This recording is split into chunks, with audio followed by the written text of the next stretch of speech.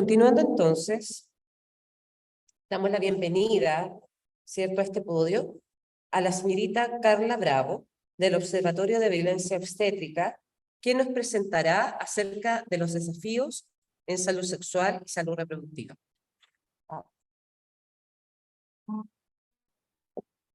Bueno, primero que nada, agradecer la invitación. Para nosotros, como parte de las organizaciones de la sociedad civil que trabaja en torno al nacimiento, es muy importante estar aquí y poder dar nuestro testimonio de cómo fue nuestra labor o qué fue lo que nosotros experimentamos como observatorio durante la pandemia y poder a partir de ahí conversar y compartir ciertas reflexiones y lecciones que todos podemos sacar de esta difícil experiencia.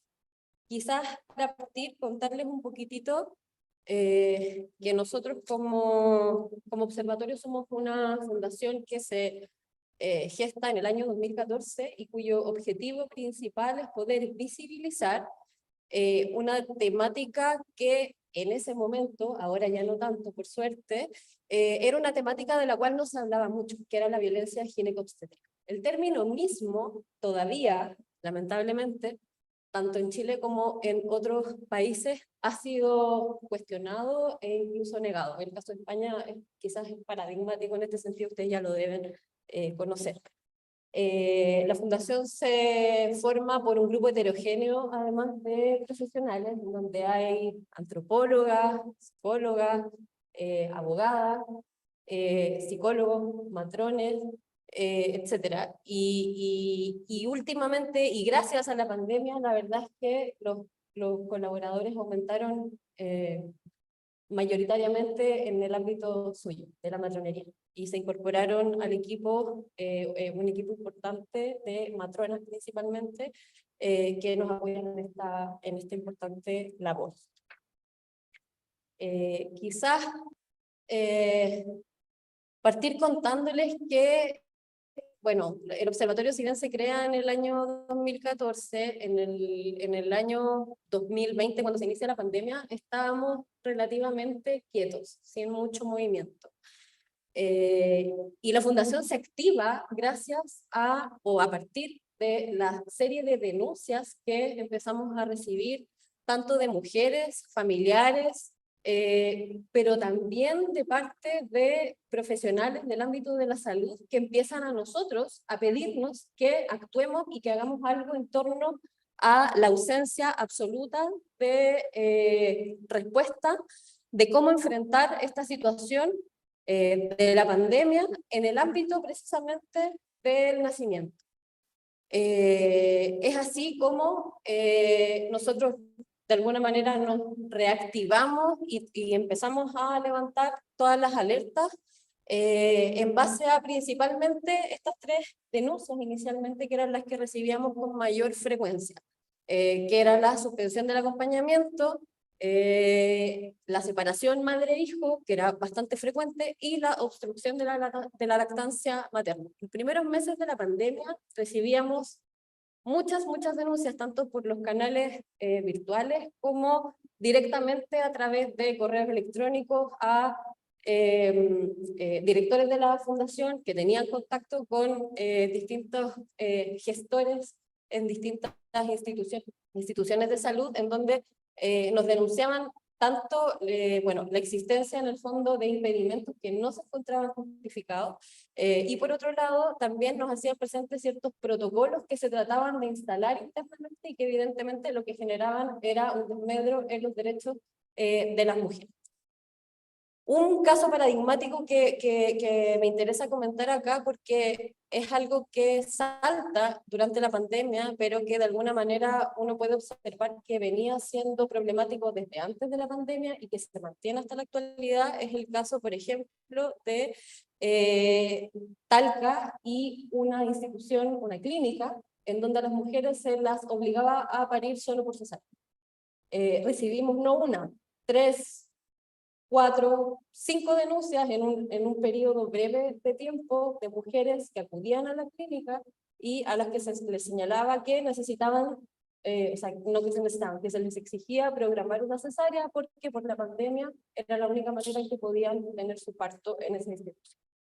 Como se trata de la región, las opciones para esas mujeres de poder parir en otro lugar o de elegir otro lugar eran imposibles y por lo tanto la alternativa que se les planteaba era ir al hospital.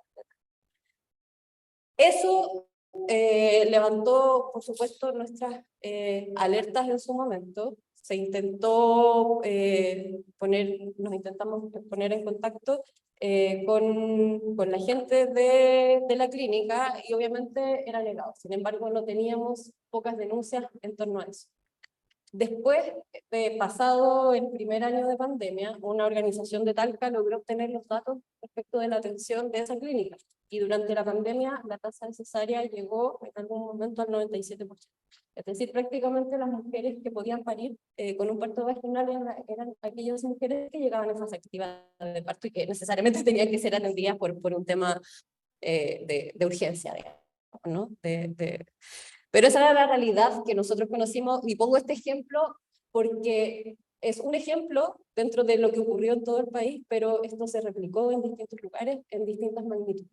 Nosotros recibimos también bastantes denuncias de personas que estaban en ese momento con su parejas, madres, estaban con las mujeres siendo atendidas y a las cuales las estaban tratando como sospechosas de COVID, solo por el hecho de no tener un certificado, el examen del PCR negativo, pero no teniendo absolutamente ninguna sintomatología. Es decir, solo por no poder aclarar que no tenían COVID, se les trataba como sospechosas. Y por lo tanto se les dejaba en una esquina, prácticamente no las tocaban, no les hablaban. Evidentemente el acompañamiento estaba suspendido en ese tiempo inicial. Luego se mantuvo suspendido en muchas maternidades del país, pese a las recomendaciones que el propio MinSal daba. Y ahí el trabajo nuestro como observatorio era empoderar a las familias, nosotros enviarles los ordinarios, las recomendaciones, etcétera, para que pudieran exigir lo que el propio MinSal estaba diciendo. Pero fue una problemática que en un inicio nos tuvo bastante ocupados. Bueno, acá están como les comentaba, a partir de en el fondo, los requerimientos que tuvimos, sacamos distintas declaraciones. Si se fijan ahí, la fecha es abril, la primera, y la segunda ya fue una carta abierta a inicios de junio, porque a esa fecha todavía no existían directrices claras respecto de la atención de mujeres gestantes y recién nacidos en el contexto de la pandemia. Y eso, lamentablemente, se ocupó la ausencia de directrices. Bueno, después las directrices igualmente no se obedecían, pero en un principio la ausencia de directrices se ocupaba como excusa para negar mayormente los derechos de las personas gestantes. Y de eso fuimos testigos de primera fuente, porque a nosotros nos interpelaban para que nosotros como fundación hiciéramos algo. Esto yo acá les pongo parte de lo que nosotros fuimos a decir al Congreso cuando en el año 2021 se inicia el debate legislativo de ley Adriana, que mencionó bien Gloria, que nosotros también levantamos el punto respecto de cómo la situación sanitaria del COVID dejó a las personas gestantes y a las mujeres en una situación de mayor vulnerabilidad. Si bien es cierto, las mujeres en general estamos expuestas a mayores vulnerabilidades en el ámbito de la atención de salud, con el COVID esto se agudizó bastante y estos son los datos que nosotros le hicimos ver a la comisión respecto de el tema del acompañamiento, que fue lo que más nosotros vimos que se vulneró durante la pandemia y que lamentablemente no hemos logrado recuperar ya con el tiempo transcurrido.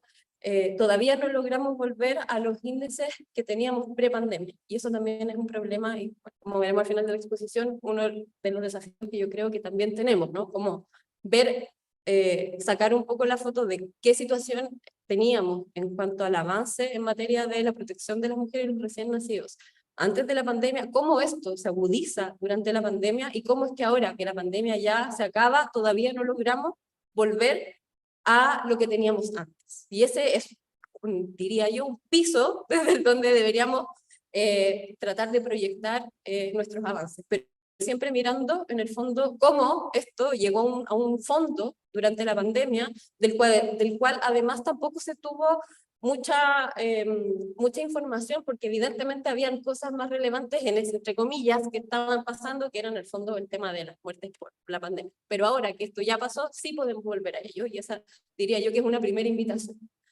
El acompañamiento de una persona significativa, de acuerdo a los datos del DEIS, en el año 2020 bajó en relación al año anterior del 97% al 72%. Y en el caso del trabajo de parto, la baja fue mayor, fue de un 72, del 72% al 43%. En ese sentido, nosotros, el dato que sacamos en su momento es que en términos de acompañamiento completo, la baja fue de un 50%. En el primer, al menos en la comparativa del primer periodo, que fue obviamente donde hubo más restricciones a esto. En el mes de mayo del 2020, nosotros hicimos un catastro que fue, en el fondo, en base a información que íbamos recibiendo de las distintas maternidades respecto del acompañamiento, y los empezamos a publicar. También como una manera de poder, bueno, primero informar a las mujeres, que era nuestra principal labor, para que supieran en el fondo en qué maternidades iban a poder parir o no acompañadas, pero también para emplazar a las distintas instituciones de salud a cuestionarse ciertos protocolos que a mayo ya uno podía decir que podían empezar a bajar en cuanto a la restricción respecto de este punto particular, como es el acompañamiento significativo en el momento del parto. En un catastro, acá está el dato, en un catastro que hicimos colaborativo en mayo del 2020, que incluyó 101 instituciones, 61 públicas y 40 privadas, observamos que existían obviamente grandes diferencias, y esto también era relevante ponerlo en el debate público, porque acá también hay un problema de una brecha de clase, ¿no? En los casos de las maternidades públicas, las restricciones fueron mayores y se mantuvieron por más tiempo. En el caso de las instituciones privadas, eso no fue tan así. Respecto del 100% de los hospitales públicos, en apenas el 25% de ellos se permitía el acompañamiento en el trabajo de parto y parto, mientras que eso ocurría en el 87% de las instituciones privadas.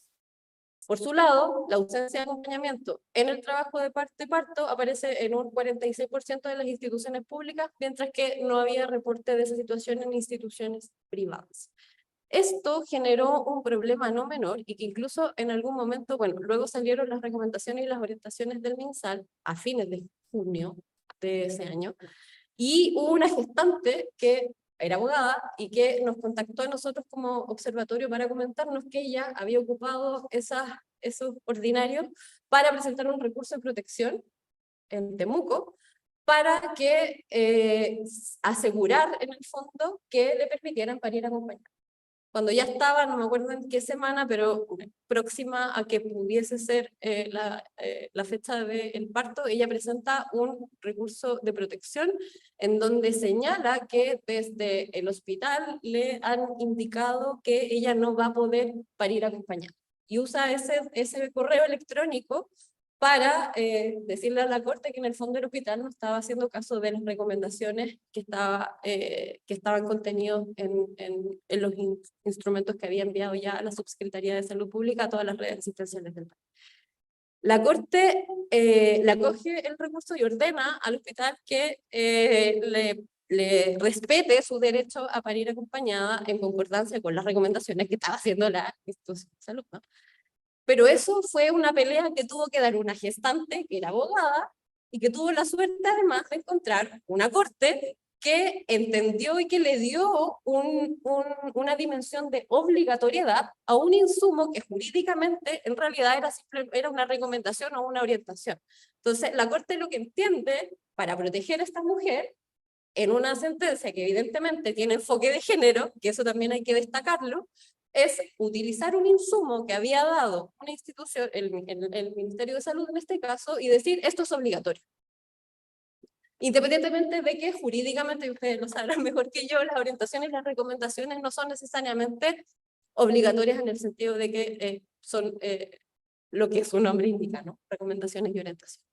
Sin embargo, y esto también lo quiero resaltar, esos insumos, tanto a nosotros como observatorio, como a la Corte, les sirvieron para poder resguardar los derechos de las mujeres y de las personas gestantes en pandemia.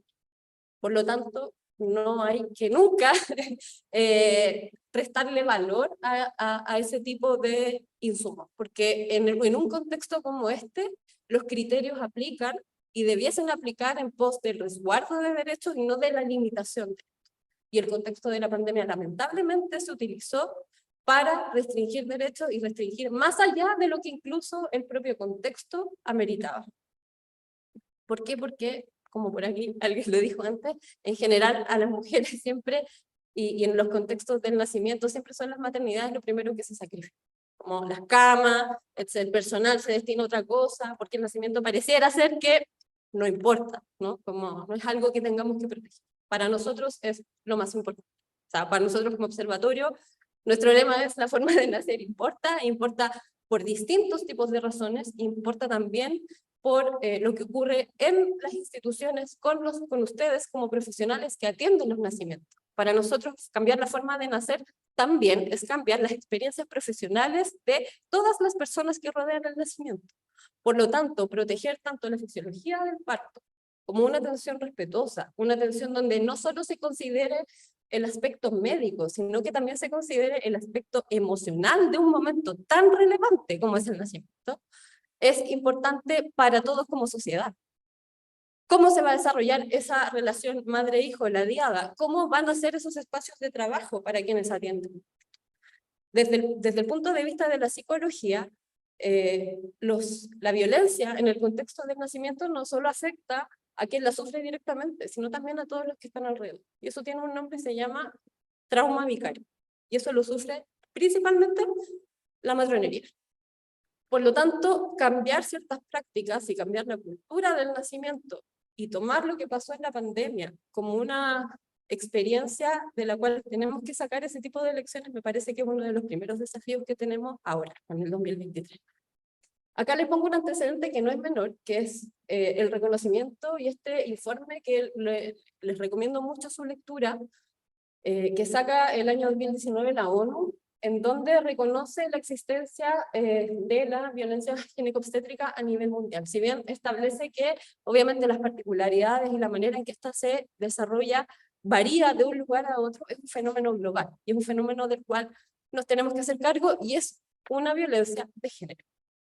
Hay bastante reticencia a hablar de violencia ginecobstétrica porque pareciera ser que el término violencia es muy fuerte. Sin embargo, me parece a mí que lo que tenemos que hacer cuando nos enfrentamos con un término así es tratar de entender. Y en ese sentido, cuando nosotros hablamos de violencia ginecobstétrica, no hablamos necesariamente de una intencionalidad de maltrato físico, que es lo que en general cuando uno piensa en violencia, piensa en maltratar o físicamente o psicológicamente a otra persona. Sin embargo, el término violencia ginecobstétrica tiene distintas dimensiones. Una de ellas es el maltrato físico y psicológico, pero otra patita de la violencia ginecobstétrica también es el abuso de medicalización y también es la patologización de un proceso que es fisiológico. Y por lo tanto, aquí tenemos que tener en cuenta como oposición al término violencia, ¿qué concepto vamos a usar de libertad? ¿No? Porque hay distintas maneras de entender la libertad. La libertad como no interferencia, te dejo hacer lo que tú estimes, la libertad como no dominación. Y si entendemos la libertad como no dominación y hacemos la lectura de qué es lo que entendemos por violencia ginecobstétrica, entendemos que lo que está detrás de esto es el dominio médico, no de las personas, sino de una estructura que opera de cierta manera, de una práctica, de una manera de hacer las cosas, en donde se controlan ciertos procesos, en donde se controla cierta voluntad y en donde la persona pasa a un segundo plano. Y lo principal pasa a ser el dominio o el control de un proceso, ¿no? Yo he aprendido mucho en estos años de trabajo precisamente de matronas. Y en otra charla, me acuerdo en algún momento, al final en el conversatorio, una matrona estudiante levanta la mano y me dice, bueno, a nosotros nos enseñan en la escuela a gobernar el trabajo de parto. Y utilizó como ese verbo y dijo, bueno, en realidad no es gobernar, no es manejo, es acompañamiento. Tenemos que partir como de entender o de cómo nos referimos a estos procesos para empezar a cuestionar qué es lo que estamos haciendo y qué es lo que estamos aprendiendo. Porque efectivamente no es algo que sea consciente, pero es algo que necesitamos observar. Entonces necesitamos ponernos desde otro lugar a mirar la praxis y poder ver de qué manera lo estamos haciendo, lo hemos venido haciendo y hasta qué punto eso es bueno y hasta qué punto eso es malo, ¿no? Con una mirada crítica. Y en ese sentido los invito a leer este informe porque ahonda en la práctica, precisamente, y dice de qué manera podemos entender que esto puede resultar violento en ese sentido que yo les explico, no en un sentido ni intencional, ni en un sentido de necesariamente maltrato como en una primera mirada uno entiende la palabra violencia. Cuando uno lo entiende desde esa perspectiva, la invitación es otra. La invitación es a cuestionarse, ¿no? Como, ¿de qué manera puedo ayudar yo desde el rol que tengo a cambiar esa mecánica? Dentro de los otros antecedentes que ocurren en este periodo es que se pone por fin en discusión la ley Adriana en junio del 2021. Y esto es para nosotros un hito histórico porque veníamos tratando de legislar sobre esto hace mucho tiempo. Habían habido varios proyectos ingresados y ninguno había logrado ni siquiera ponerse en tabla. Habían sido ingresados y habían quedado ahí. No sabemos si, bueno, fue coincidencia, varias cosas pasaron, ¿no? Como se crea la Comisión de Mujer y Equidad de Género en la Cámara de Diputados. Y por lo tanto los proyectos que antes estaban en la Comisión de Salud pasan a género. Y con eso empieza a generarse un debate sobre este proyecto que avanza súper rápido y que es aprobado por unanimidad en la Cámara de Diputados. Como bien decía Georgia, en estos momentos estamos bien parados en el Senado, pero su primera etapa de discusión fue precisamente durante la pandemia. Y que fue, yo diría, una de las cosas que ganamos con esto, que el debate fue un debate que se amplificó. Tuvimos mucha atención de la prensa, se hicieron muchos reportajes, a nosotros como observatorio nos suelen escribir muchos estudiantes de distintas carreras, de periodismo, incluso audiovisual, que en el fondo se interesan sobre la temática y nos piden ayuda y entrevistas, qué sé yo, para nosotros poder dar a conocer este fenómeno y obviamente en base a eso poder aportar en su erradicación. Entonces, el año 2021 yo diría que fue un año muy activo, tanto desde la perspectiva nuestra como organización de la sociedad civil, como desde la perspectiva mediática. ¿Qué generó esto? Además, bueno, decir que todo este camino se venía trazando hace bastantes años entre distintos actores sociales. Las organizaciones de la sociedad civil teníamos alianzas con ciertos políticos y ciertos actores sociales que en conjunto obviamente apoyan esta idea de avanzar en el debate y que finalmente gracias a esa unión de fuerzas en el fondo logramos avanzar en algo. En su momento se generó la Mesa de Parto Respetado en torno a este proyecto de ley que agrupó una serie de organizaciones que trabajan en torno al nacimiento. Ahí están, bueno, ahí les pongo algunas de las organizaciones, principalmente son organizaciones de psicólogas, matronas y ginecólogas. Está la agrupación de ginecólogas Chile, que bueno, eso también fue un aporte súper importante a poder dar diversidad de profesiones a la mesa que estaba apoyando este proyecto de ley y que hasta ese momento habían estado ausentes del debate. Acá además se provoca la rearticulación de la Coordinadora por los Derechos del Nacimiento, que es en el fondo es una coordinadora paralela que está fuera de la mesa en particular de parto, porque la mesa de parto está ligada obviamente a la diputada mocionante del proyecto. La coordinadora es una coordinadora que había estado activa en los momentos en que se presentaron los proyectos que mencioné anteriormente, y que ahora en el fondo se rearticula y empezamos a trabajar en conjunto y hacer un montón de gestiones en torno no solo al apoyo de la ley, sino también tratar de hacer trabajo territorial. Es una coordinadora que tiene presencia en todo Chile, en organizaciones de distintas regiones, y empezamos en el fondo también a movilizar y a tener más presencia y contacto. En este momento también ocurre lo que mencionaba Georgia, que bueno, el movimiento social materno se activa un montón durante la pandemia. Gracias a eso se logra una presión social importante para la promulgación de estas dos leyes, Ley Mila y Ley Dominga, que están vinculadas con el nacimiento, que se promulgan rápidamente, y que obviamente también sirven nuevamente para tocar estos temas de los cuales antes no se hablaba tanto. Son las mujeres en general, cuando estamos siendo vulneradas, las que tenemos que empezar a movernos y organizarnos para poder primero posicionar la realidad que vivimos y de la cual nosotras mismas tenemos que hacernos cargo de poder visibilizar. Y en ese sentido la coyuntura social, yo diría, de la época de la pandemia en Chile fue súper importante para poder posicionar ciertos debates y poder entender el fenómeno con otro prisma, ¿no? Como desde el prisma de la perspectiva de género, pero encarnada lamentablemente en una vulneración brutal de derechos, sobre todo en el área del derecho sexual y reproductivo, que tuvimos un retroceso feroz. Bueno, la discusión del proyecto tiene una instancia participativa que también para nosotros fue novedosa, porque nos invitaron a todas las organizaciones a exponer en el Congreso, y por lo tanto empezamos a hablar del nacimiento en el Parlamento, cuestión que antes no había ocurrido, al menos con el espacio de tiempo que en esta discusión legislativa se dio.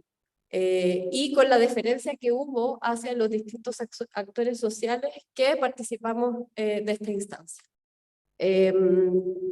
Hay otro insumo que también es interesante, también lo recomiendo para la lectura, que se gesta a propósito del debate legislativo de Ley Adriana, que es este insumo que lo hace la Biblioteca del Congreso Nacional, no la hace con las organizaciones de la sociedad civil, y en donde en su primera parte, de alguna manera examinan la dimensión histórica que antecede a este fenómeno, ¿no? que se está tratando de regular. Y en ese sentido me parece interesante porque precisamente pone el acento en la necesidad del cambio de paradigma en la atención del nacimiento, y pone el acento en la sobremedicalización del parto. Por lo tanto, es un reconocimiento también como desde la institucionalidad no activista a una realidad que nosotros veníamos también poniendo sobre el debate hace muchos años, pero que siempre generaba cierta resistencia. Bueno, ahí los invito a leer, no les voy a dar la lata de leer todas las citas, pero es súper interesante cómo hace el examen de esta dimensión histórica. Como les comentaba, desde la institucionalidad durante la pandemia se dictan estas dos orientaciones y recomendaciones que sirvieron de insumo para nosotros poder salir a defender a las gestantes cuando estaban tratando de ser vulneradas, y que dio paso incluso a que una corte se pronunciara al respecto. Lamentablemente, y esto sí hay que criticarlo, llegamos súper tarde con estas recomendaciones y estas orientaciones. Hubo 3 meses en los que no había absolutamente ninguna indicación, y por lo tanto en esos 3 meses se hizo lo que quiso con la gestión, a criterio de la persona que estaba a cargo de las directrices en el establecimiento de salud en particular. Pero siempre en una lógica más bien de restringir los derechos que de asegurarlos y tratar de promoverlos, tomando por supuesto los resguardos posibles. Hubo un par de experiencias de hospitales públicos que no limitaron el acompañamiento, que tomaron los resguardos necesarios, y por lo tanto eso para nosotros como observatorio era una prueba de que sí se podían hacer las cosas de otra manera, cuando había en el fondo la intención de hacerlo. Otro aporte durante este tiempo desde la institucionalidad es la dictación de esta norma general técnica para el monitoreo de la cesárea, que se dispara en pandemia. Como les decía, acá ya en Chile teníamos tasas de cesárea altísimas, absolutamente por fuera de las recomendaciones de la OMS, pero esto durante la pandemia lamentablemente se transforma en una epidemia. Nosotros hablamos internamente, nosotros hay una epidemia de cesáreas en este momento, y no hemos logrado tampoco revertir eso a los años de haber ya bajado el pic en el fondo como de contagio. De acuerdo a los datos del primer trimestre del 2023, bueno, aquí les puse algunos, pero también es interesante que los puedan como revisar. Tenemos 3 clínicas que tienen tasas de cesárea superiores al 70%. En la región metropolitana es 47,89% de los partos corresponden a cesárea. Y si hacemos la distinción entre centros públicos y privados, obviamente la tasa aumenta en los privados. Y hay un tema del cual tampoco se habla mucho, pero que me parece, para nosotros como observatorio, es de hecho nuestra preocupación en el año 2023, que es las tasas de cesáreas con uso del bono PAD. Como ustedes saben, el bono PAD es un pago asociado diagnóstico que dentro de sus requisitos tiene que sean gestaciones sanas. Si uno empieza a analizar el dato de la tasa de cesárea con un bono PAD, las tasas son altísimas y no se condicen con la exigencia de que sean gestaciones sanas. Por lo tanto, hay una utilización absolutamente abusiva de la cesárea en el contexto de las atenciones de clínicas privadas que atienden con bajo esta modalidad de convenio. Y hay un incentivo que también hemos recibido nosotros denuncias a que las mujeres que se atienden con bono PAD solo pueden atenderse si van con intención de tener una cesárea programada o incluso les condicionan la venta. Tenemos unos casos de clínicas en donde no les hacen no les dan la venta en el momento en que se puede hacer la venta. Le dicen, no, tienes que llegar a hacer un preingreso y cuando llegues te vamos a vender el bono PAD. Y cuando llegan les ponen los 1000 problemas para no venderles el bono PAD y cobrarles en efectivo la atención cuando ya están en fase muchas veces de trabajo. Y le dicen, bueno, si no pagas los 2,5 millones de pesos que para tu atención tienes que ir al hospital más cerca. Y ni siquiera respetan por ley de urgencia la atención de una mujer que está básicamente pariendo afuera de la clínica. Entonces, hay que poner atención porque eso además, si lo miramos desde el punto de vista económico, son recursos públicos que se podrían estar inyectando en el sistema público de salud y que se están fugando al área privada para una mala utilización de la atención de la mujer. Me queda poquito, pero estaba llegando ya al final. Yo diría que estos son los grandes desafíos que existen o que la pandemia nos dejó y de los cuales tendríamos o los emplazo un poco a reflexionar. En primer lugar, la utilización de la contingencia para justificar procedimientos innecesarios. No tenemos que repetirlos. En el momento en que ponderemos qué cosas sacrificar, no ponderemos siempre sacrificar los derechos de las mujeres y las personas gestantes por sobre otro tipo de derechos que también estén involucrados. Es cierto, hay que tomar decisiones y en algunos casos hay que favorecer ciertas cosas por sobre otras. El problema es que siempre estamos desfavoreciendo a las mujeres. Tenemos que recuperar los estándares prepandemia, que no eran los deseados, pero bueno, íbamos bien, retrocedimos y ahora tenemos que volver al menos a eso. Ese debiese ser nuestro piso. Tenemos que volver a cuestionarnos qué entendemos por autonomía, redefinir el concepto mismo en el contexto de la salud sexual y reproductiva. ¿Por qué? El nacimiento no es una enfermedad y eso se viene diciendo desde la década del 80. Sin embargo, en la práctica tenemos una manera de hacer las cosas en donde lo tratamos como si fuera. Probablemente si yo a ustedes les digo el nacimiento y el parto de una enfermedad, dicen no, pero en la práctica si empezamos a revisar cómo acogemos a una mujer, cómo dialogamos con una mujer en trabajo de parto, vamos a entender que estamos muchas veces distanciados de la parte más humana y fisiológica y estamos aplicando quizás criterios solo médicos. Y lo que hay que hacer es integrarlos. Tampoco se trata de decir que la decisión de una mujer hay que, en el fondo, defenderla por sobre cualquier cosa. No, lo que hay que hacer es lograr un nivel de comunicación en donde la información que ustedes tienen desde el ámbito de sus expertise sea comprendida por la mujer de tal manera que la decisión que ella tome sea la mejor para ella, de acuerdo a sus criterios, no los de usted.